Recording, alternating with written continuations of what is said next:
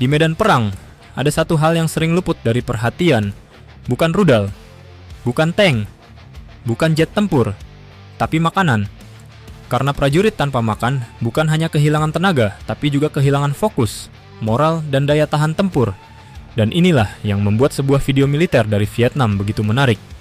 Dalam video tersebut, terlihat prajurit Vietnam memanfaatkan panas knalpot dari tank tua legendaris mereka, T-55, sebagai alat memasak darurat. Mereka meletakkan wadah seperti kukusan berisi daging dan sayuran di atas exhaust tank yang sedang menyala.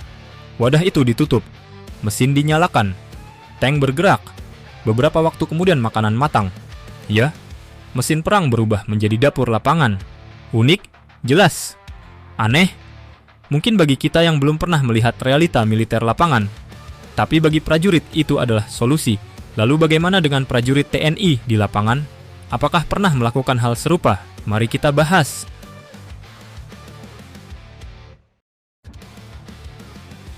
Logistik adalah urat nadi perang. Banyak orang berpikir perang ditentukan oleh siapa yang punya senjata paling canggih. Padahal sejarah membuktikan, perang sering dimenangkan oleh siapa yang mampu menjaga logistiknya tetap hidup. Napoleon pernah kalah bukan karena kurang meriam, tapi karena logistiknya runtuh di musim dingin Rusia. Perang modern pun sama.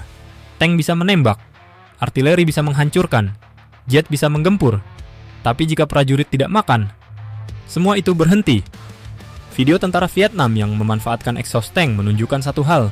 Dalam kondisi tertentu, suplai makanan bisa menjadi tantangan nyata, dan ketika dapur lapangan tidak tersedia, ketika bahan bakar kompor terbatas, ketika posisi harus mobile, maka panas mesin tank menjadi solusi. Mesin diesel tank seperti T-55 menghasilkan suhu exhaust yang sangat tinggi.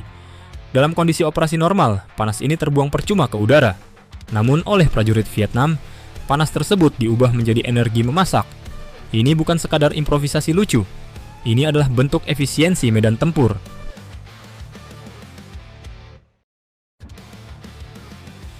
Filosofi militer di balik kreativitas sederhana.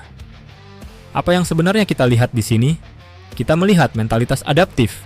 Tank T-55 mungkin bukan tank paling modern di dunia saat ini. Ia adalah warisan era Perang Dingin. Namun Vietnam masih mengoperasikan sejumlah unitnya untuk pelatihan dan cadangan. Dan dari platform lama itu, muncul solusi kreatif. Tidak ada kompor portable, gunakan knalpot. Tidak ada dapur, manfaatkan panas mesin. Tidak ada waktu berhenti lama, masak sambil bergerak. Ini menunjukkan satu hal penting dalam militer. Adaptasi lebih penting daripada kesempurnaan. Karena di medan operasi, kondisi ideal hampir tidak pernah ada.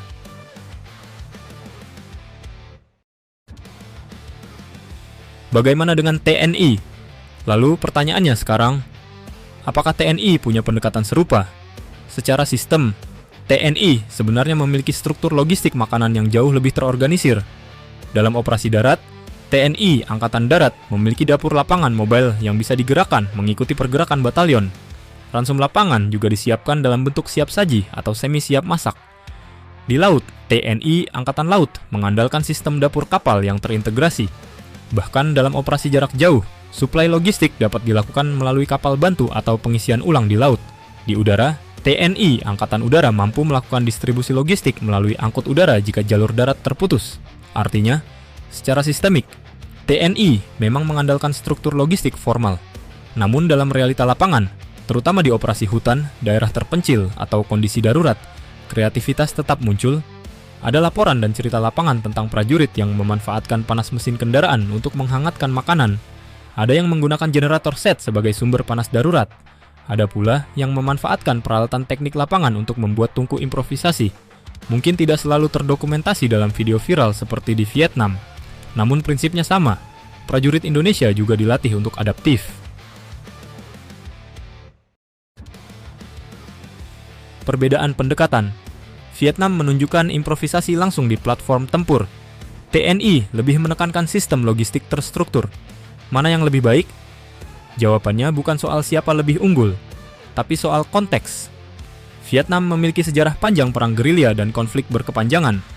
Mentalitas survival dan improvisasi menjadi bagian dari DNA militernya. Indonesia juga memiliki pengalaman panjang operasi medan berat, dari hutan Papua hingga wilayah perbatasan terpencil.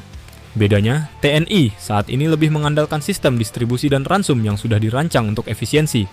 Namun satu kesamaan jelas, dalam kondisi ekstrem, yang bertahan bukan yang paling canggih, tapi yang paling mampu beradaptasi.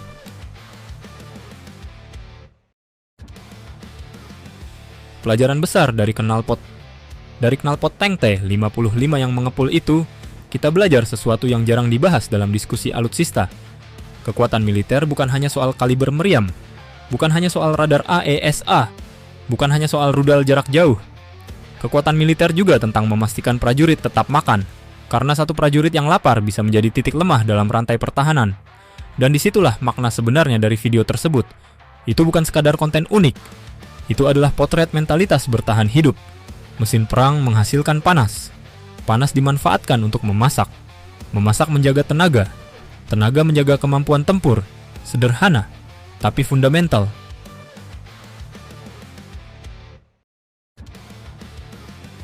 Refleksi untuk masa depan. Di era modern, militer semakin terdigitalisasi. Drone, AI, network-centric warfare. Namun, kebutuhan dasar manusia tetap sama sejak ribuan tahun lalu. Makan, minum, istirahat. Dan siapapun yang bisa menjaga tiga hal itu dalam kondisi paling sulit, dialah yang punya peluang bertahan paling lama. Vietnam menunjukkan improvisasi lapangan yang kreatif. TNI menunjukkan sistem logistik yang terstruktur dan adaptif. Keduanya mengajarkan satu hal. Dalam perang, tidak ada energi yang boleh terbuang. Bahkan panas knalpot pun bisa menjadi sumber kehidupan. Dan mungkin justru dari hal-hal kecil seperti inilah kita melihat wajah asli militer.